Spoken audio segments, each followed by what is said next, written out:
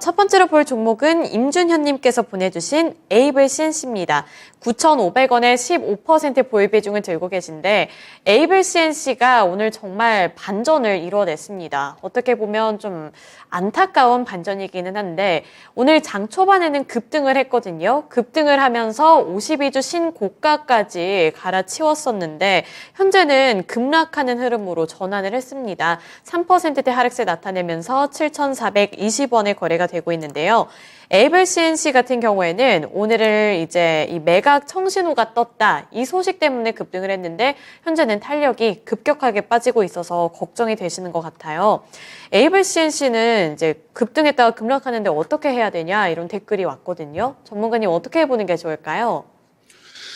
자, 이 에이블 CNC 같은 경우는 미샤라는 그 저가 화장품 브랜드를 갖고 있는 그런 기업이죠. 그래서 지금 회사 사정이 굉장히 좀 안 좋았었습니다. 이 2021년도만 하더라도 한 200억 이상 적자를 냈고, 그 다음에 그 전년도에는 680억 정도 적자를 냈어요. 다행히 작년에 조금 흑자로 전환을 하긴 했는데요. 이 화장품 자체가, 지금 저가 화장품 자체가 중국 쪽, 이런 쪽에서 좀 수요가 많았었는데, 그런 부분들이 많이 떨어졌죠. 이 중국인들도 이제 화장품 같은 것들 지들이 만들어 쓰는 거죠.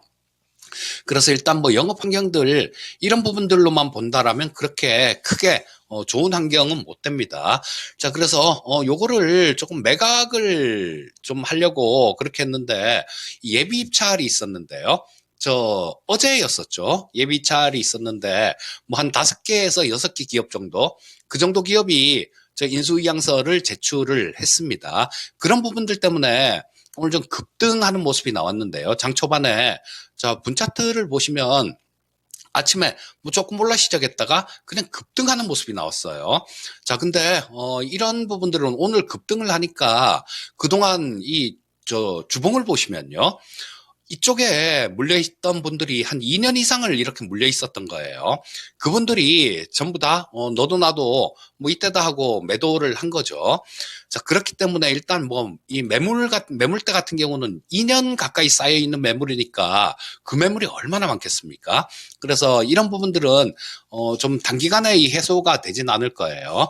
다만 일단 매각을 이렇게 한다라는 그런 부분들이 있으니까요.